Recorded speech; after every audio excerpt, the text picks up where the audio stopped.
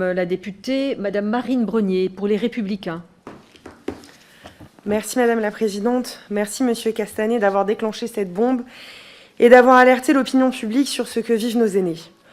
Pour les familles, c'est souvent une décision qui est très difficile à prendre de placer des parents ou des grands-parents en EHPAD, devant faire parfois une confiance aveugle, certains résidents n'étant plus eux-mêmes en capacité de s'exprimer sur leur quotidien. Rappelons, comme vous l'avez fait, une fois de plus, le grand professionnalisme des soignants et des aides-soignants qui, chaque jour, font au mieux pour le bien-être des résidents. Ce matin, l'ARS Île-de-France nous expliquait la manière dont se déroulaient les contrôles et les réclamations et signalements qui pouvaient être à l'origine de ces déclenchements de contrôle. Peut-être que les critères retenus ne sont pas les bons.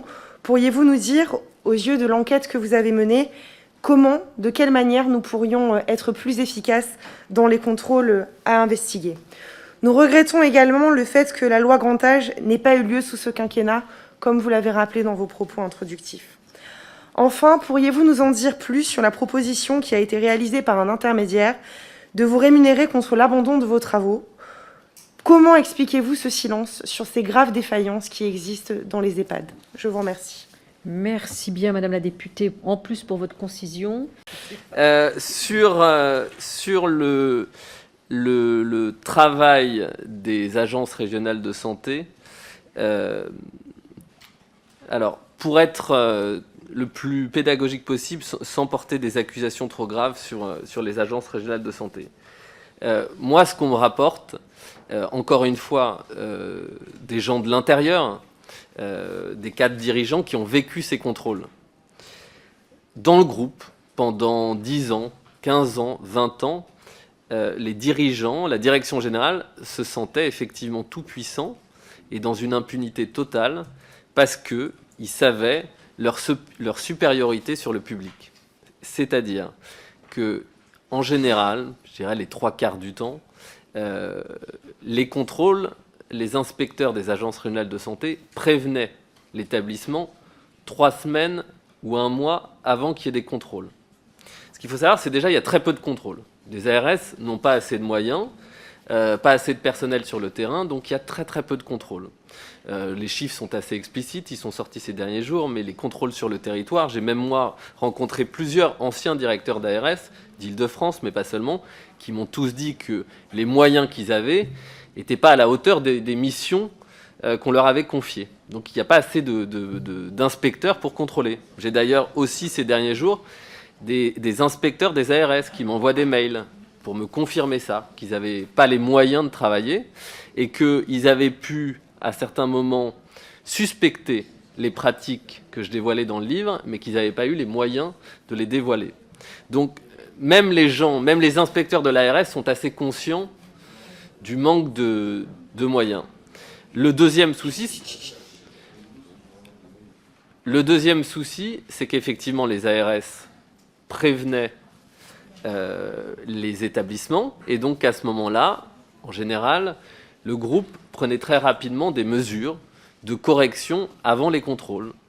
Là encore, j'ai quelqu'un qui témoigne à visage découvert et qui m'explique ce qui était fait juste avant le contrôle.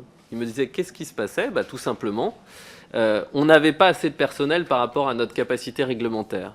On avait des lits en trop. C'est très simple. Pendant 2 semaines, ils prenaient du personnel d'un autre établissement qui ramenait dans cette EHPAD ou de cette clinique.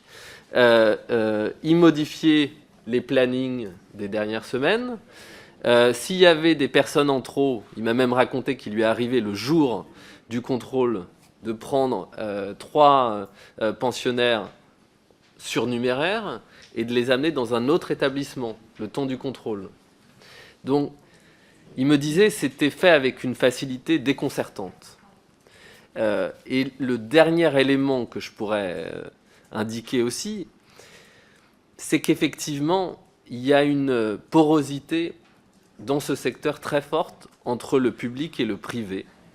Et qu'un certain nombre d'anciens hauts fonctionnaires des agences régionales de santé ont ensuite été embauchés et par Orpea, et par Corian et par d'autres, mais certains anciens inspecteurs travaillent aujourd'hui au sein du groupe Orpea. donc connaissent les mécanismes des contrôles, ont un certain nombre de relations encore avec les ARS. Donc cette porosité-là, au minimum, elle interroge. Il y a notamment dans ce livre une personne dont je n'ai pas voulu donner l'identité. C'est un choix qu'on a fait avec ma maison d'édition.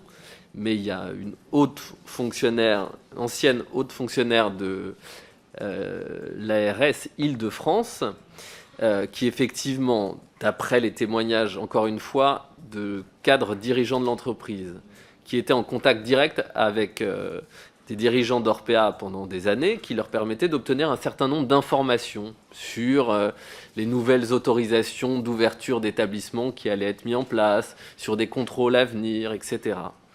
Il se trouve que cette personne a démissionné, je n'ai plus la date exacte, mais en 2011, je crois, et que 3 semaines après, elle était embauchée par Clinéa et devenait une des conseillères particulières du directeur de Clinéa.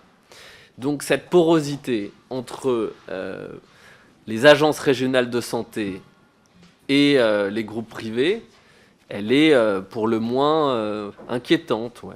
Ça, c'est une certitude. Donc non, je pense que d'après le témoignage que j'ai obtenu, encore une fois, moi, je suis journaliste, j'ai travaillé 3 ans sur la question, mais je ne fais que rapporter des dizaines et des dizaines de témoignages, dont de gens de l'intérieur. Ils me disent effectivement pas assez de contrôle, des contrôles prévenus à l'avance, et effectivement une porosité très forte entre le public et le privé, entre les agences régionales de santé et ce groupe. Et donc, ce qui faisait factuellement, très factuellement, que le groupe n'avait absolument pas d'inquiétude s'agissant des contrôles de l'État. Et je crois que vous m'avez posé aussi une question sur les 15 millions, je crois, c'est ça qu'on m'a proposé. Elle est là, Madame Bonnier. Pardon. Oui, si vous voulez, sur ces 15 millions, j'essaye, moi, je l'ai rapporté dans le livre parce qu'effectivement, c'est un fait, c'est arrivé pendant cette enquête. J'ai reçu, je l'ai raconté déjà plusieurs fois, mais un certain nombre d'intimidation de la part du groupe, notamment via l'ancienne directrice de la communication, qui a plusieurs fois, effectivement, est menacée de porter plainte, m'a expliqué que je faisais pression sur certaines sources. J'ai appris aussi que des agences régionales de santé avaient prévenu le groupe après que j'ai tenté de les contacter. Donc il y avait effectivement un climat très particulier tout au long de cette enquête. Et effectivement, quand j'allais voir, moi, l'administration pour leur demander un éclairage sur des documents que j'avais pu obtenir, quand je suis allé voir les ARS, ou d'autres, oui, j'ai toujours été très mal reçu.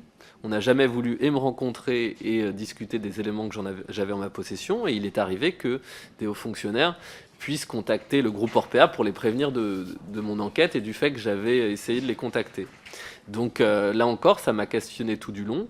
Et sur cette somme qu'on m'a proposée à un moment, je l'ai dit encore plusieurs fois, hein, mais c'est une somme qui ne m'a pas été proposée par un salarié d'Orpea, c'est un intermédiaire qui avait des liens très proches avec certains hauts dirigeants du groupe et qui, après s'être renseigné sur le contenu de mes révélations et le fait que ça pouvait inquiéter certains dirigeants, m'a effectivement demandé si pour cette somme, j'étais prêt à stopper mes investigations.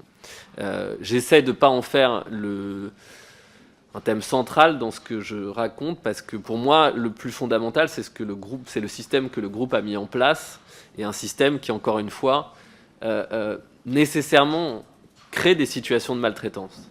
Donc c'est ça le cœur de mon sujet.